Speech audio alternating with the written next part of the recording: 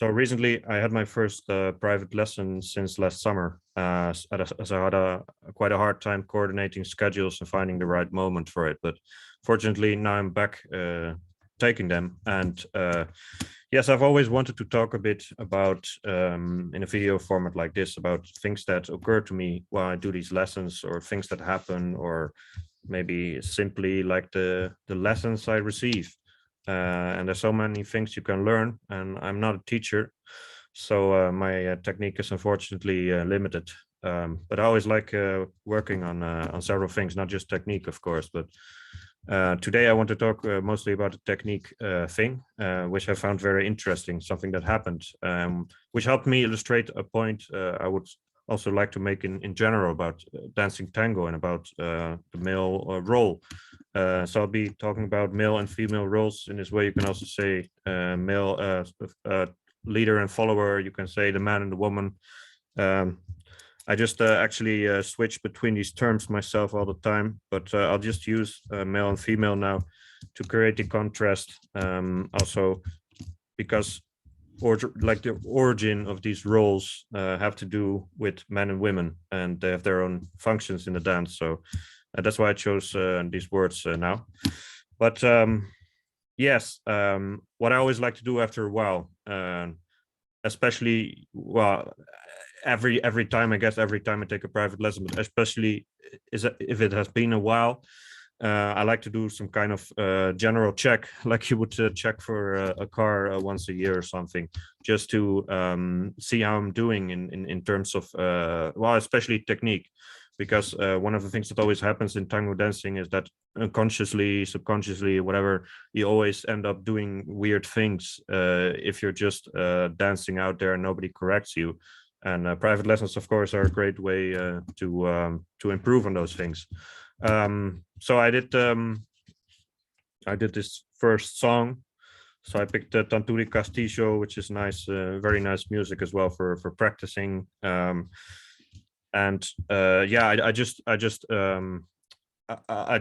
danced this first song, and then she actually asked me to dance another song, because previously there was another point I was working on, and this time that was, well, went fine. I'm not going to talk about that in this video, but what she found this time, so she asked me to dance again, and she said, okay, this is going weird, this is going wrong, and something's wrong in weird in this in this moment. So it actually had to do with back ochos. So I was leading her back ochos several times, and I also combined that with a bit of a small voleo. So it's always like you're going in the logic of going into an ocho, and then you turn back. And then I'm not quite sure anymore whether this was only about the voleo moment or about the ocho back ochos in general as well. But she said, like, something weird's happening and you kind of put me off balance here. And what turned out is that for example, when I do these movements, and let me see. So if I, for example, I go here and then I go back, and then I want to like pull her back, because it's a voleo kind of movement, or like a, oh no, I'm not going that way, let's go back moment.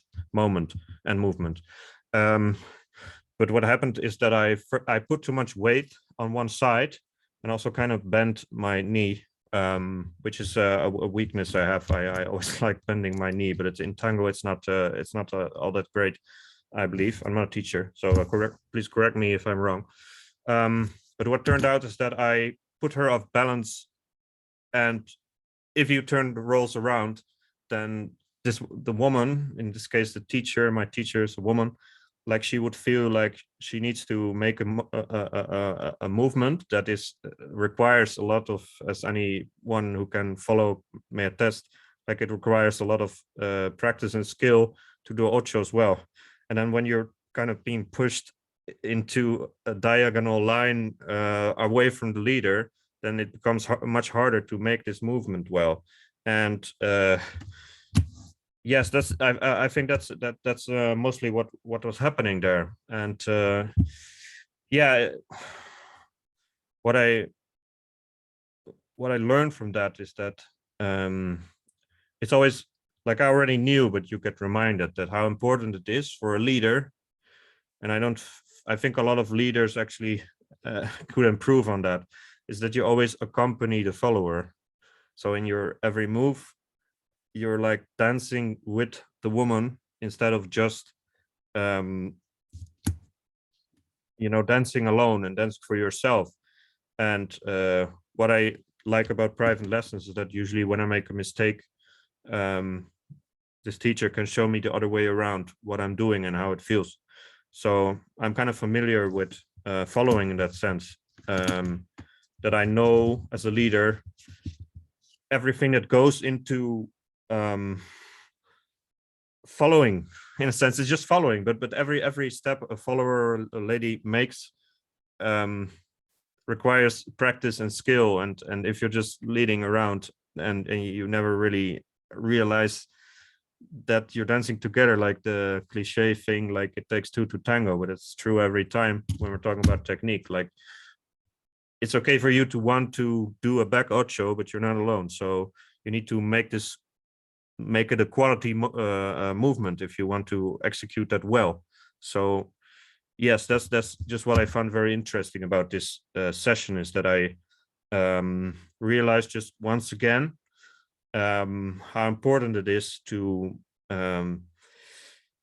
if you're doing something like an ocho, to wait for the follower to finish what she's doing. Because if you think like, oh, I'm going there, oh, sorry, I'm going there, but she hasn't been able to properly execute her movement yet, then you create things like someone throwing someone off balance, or just it might even lead to injury. Like if a leader is really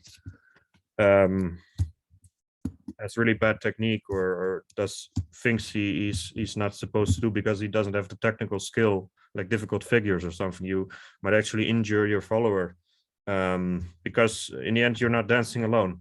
But I think it's great for people to realize that as a leader, as a male dancer, that how important it is to be present in every movement you make with your follower. Wait for her and let her make her movements properly, and of course never forget that this is a dance by two people and not only by you. So I think a lot of my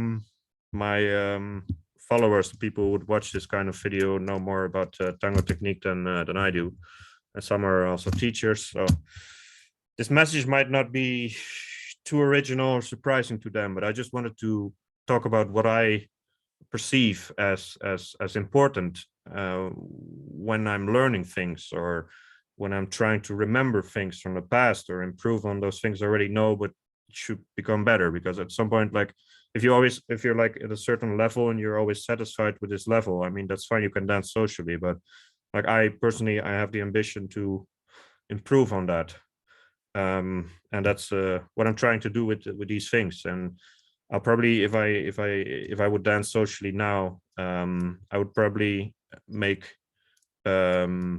women feel more comfortable, for example, doing these back ochos, because I'm not pushing them off balance. So it's as easy as that. And if you're never conscious of these things, then you might dance for 40 years and never realize what's wrong.